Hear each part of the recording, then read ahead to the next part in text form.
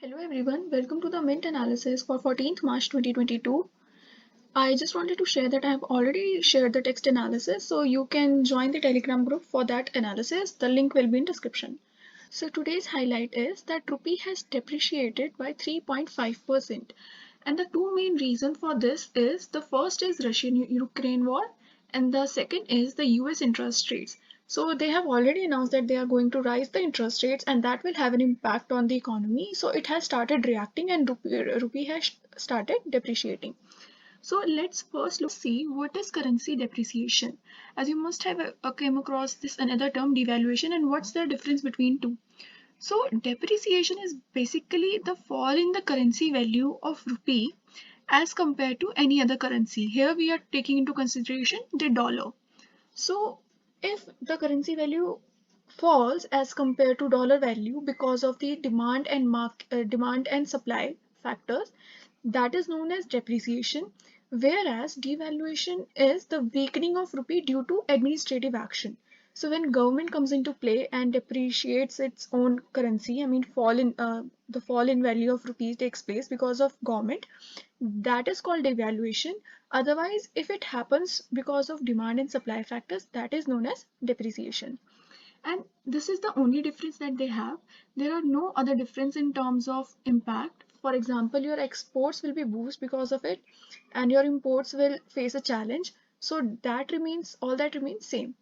And there is some extra information given here, that is before 1993, India used to follow a fixed rate exchange. So it means that the demand and supply of rupee or any other foreign currency would not affect the value of rupee. But after 1993, they have changed to floating exchange rate, which means that now the rupee value is calculated by considering the demand and supply factors. And China is still adhering to the fixed rate. So now what factors impact currency fluctuation? So we are saying demand and supply and everything like that, but what actually affects it? How does value depreciate in actual? How do we see the working? So it's basically we see what is the net inflow and outflow of foreign currency. So this inflow or outflow takes place because of various factors which are external trade, foreign investments, two-way travel, two-way remittances. All these are the factors because of which there is change in net inflow and outflow, and because of which the currency fluctuates. So basically it's about whether there is demand for rupee or not. If there is higher demand for rupee, rupee will appreciate. If there is higher demand for dollar, rupee will depreciate. So that's the technical working behind it. Now, recently, this depreciation is seen because US Federal Reserve has said that they will hike the interest rates. So what will happen is that investors would try to have the benefit of that higher interest rate in US. So they would like to invest there, and if they are investing there, the dollar will see an appreciation, and because of which the rupee will depreciate. People will take out the money from here, rupee depreciates, they will invest there, dollar appreciates. So this is the reason for the depreciation. Also, the second reason is Russia-Ukraine war. So if an investor invests in any other economy, he also carries the geopolitical risk. So because of the Russia-Ukraine war, this risk has risen, and just to stay away from it, the foreign investors are also withdrawing the money from Indian market. So this is the second factor. And the third factor is high oil and commodity prices, which is leading to depreciating money, rupee. Now, what has been the trend in rupee external value? So after studying all this, what is the step taken by RBI? RBI has recently, launched $5 billion swap auction. So this $5 billion swap auction means that now see, if rupee value is depreciating, it means that the demand of rupee is less. So in order to increase that demand of rupee, RBI has rolled out $5 billion swap. It says that I want to have equivalent rupee for $5 million swap. So it has increased the demand of rupee, which means it is pumping in the dollars and taking the rupee, thereby increasing the demand of rupees. So that's how RBI has, taken the step. And this is not the first time it has taken place. We have we had faced these type of depreciation even in the past, when during the financial crisis the market took a hit, or after the taper tantrum of 2013. So taper tantrum is the time when RBI, or the central bank of the country, is trying to absorb the liquidity. So this is known as taper tantrum, and during that time we have also faced depreciating rupee in the past. Now next is, what will weaker rupee mean for trade? And we have already studied it, that it will boost the exports, because now your products will be cheaper for the other people, for the other countries people. That's why it will help in boosting the exports. However, the imports will take a hit. Now what is impact on the overall economy? So the first is current account deficit, and second is that there will be cost push inflation. These are the only two. And the third would be, so since this increase in oil prices cannot be fully transferred to the consumers, so it will adversely impact the earnings of government as well. Now the main news for today is LIC share sale may be put off to April. So they are saying that now LIC will be listed even later, because there is volatility in the market, and to measure this volatility they are seeing VIX, which is Indian Volatility Index, which is a major indicator to measure the progress, whether the investors are ready to invest in the money or not. And each country has its own in this volatility index. So this is what they have planned, and they are trying to launch it by 12 May. That's it. Now, second is India and Russia export payment option for crude. So why is India so much interested in the crude oil from Russia? It's because there is a company, Rosneft, which has lowest production cost. So to gain that benefit, India wants to export the oil from Russia. And for that, since the sanctions have already taken place, India is trying to manage some kind of transaction where it can successfully pay Russian company and can import the oil.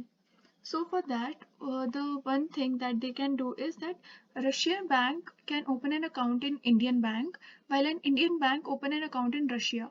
So this is the way in which they can transact, and without with staying away from the sanction. Next is Brookfield eyes significant stake in Mahindra Sustain Assets. So Brookfield is an asset management company. So these type of companies invest in other companies to gain the returns, and they are trying to invest in Mahindra Sustain Assets. And Mahindra Sustain invest in the projects which deal in solar power. So basically it is investing in a renewable energy sector. So that's the trend I wanted to highlight. Next is Ukraine war fed meat to keep stocks on edge. We have already seen that there is Russia-Ukraine war uncertainty, and there are hikes in interest rate expected in the nearby term. So on 15th March, this meeting is going to take place. Till that, there will be volatility in the market. Next is fertilizer soaps may overshoot target, and this is because the war situation in Europe has shoot up the price of soil nutrients and the fertilizers. So since there was one product which was a natural gas which was used for urea fertilizer, the price of natural gas has shoot up, because of which the fertilizer will be costly now, and that's why the farmers can face an adverse effect. Next is inflation basket stuck in VCR cassette era. So this was to the point headline where they are saying that the consumer price index that we have right now, that government studies, right now you have seen that it was 6.01% in January. So this inflation, this consumer price index was taken has taken into account the prices of VCR and cassette as well, CDs, DVDs as well. So this was supposed to be,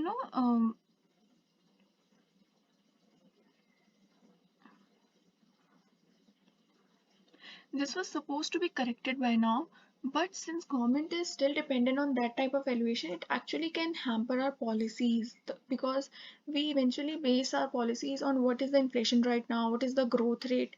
So that's the question here, that is the CPI that we actually see is right or not? Are our policies going in the right direction or not? Next is interim FTA with Australia likely on 21 March. So this free trade agreement we will see at the commodities, because those are the main things in a FTA. So here Australia is to get a tariff cut on premium wines, and India is focusing on access for drugs and pharma products. So these are the main two commodities. For Australia, it's wine, and for India, it's pharma products. And why India is taking into consideration the pharma products? Because the total outbound pharmaceutical shipments, from the total outbound shipments, 1.60% goes to Australia. So if we increase the market access to Australia, we will have a more diverse, big market to cater to, and it will boost our returns. That's why.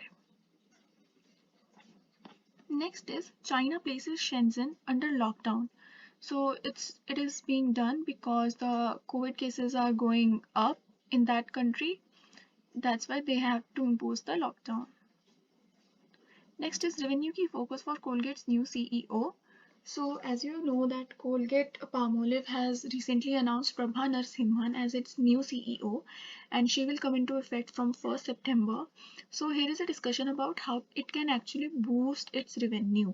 So here it is mentioned that the Colgate, it has already consolidated into the market.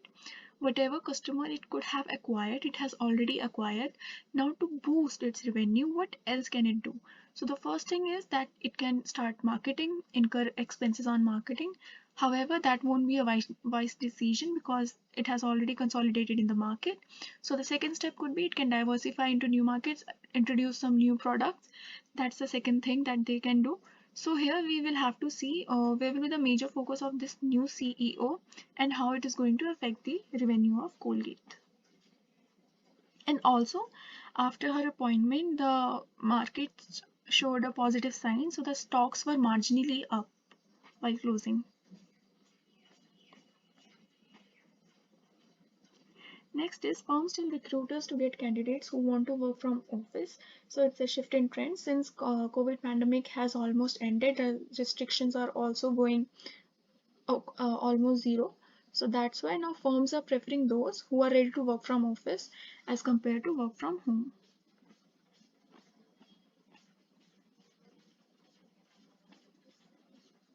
Now next is USA's no sanction talks to save Iran deal.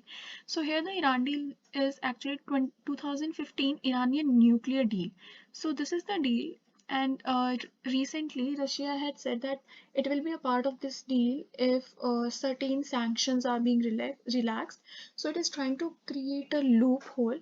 However, US is now saying that either Russia takes back its permission it was asking for releasing it from the sanctions, or US will consider removing Russia, excluding Russia from the deal.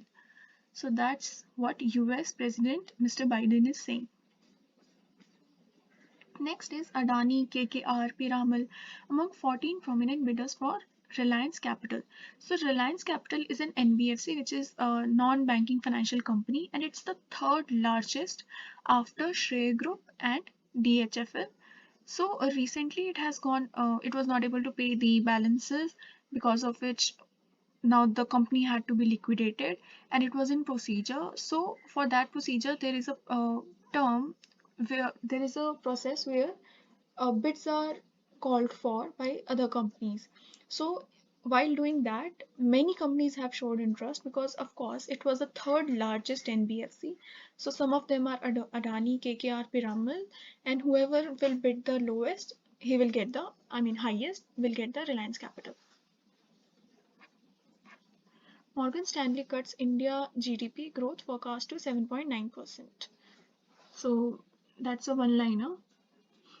Biden aide to meet China's top diplomat. So Biden is trying to pressurize China to have some sanctions on Russia. And this is actually a concerning thing because, see, China had a good relationship with Russia, and it was actually trying to tap into the market because they are good friends. They can even go further, they can have their policies on their own terms. So still, China is having a pressure from Biden's side. Now the same thing goes for India. India has a good relationship with Russia. So what if Biden comes to India next and starts pressurizing us to have some sanctions on Russia? And after all, India hasn't taken a stand, hasn't voted a yes or no in the Security Council vote as well. So that's a concern right now as well. That's all we have in today's newspaper. If you have liked the video, please hit the like button and subscribe to my channel. Thank you.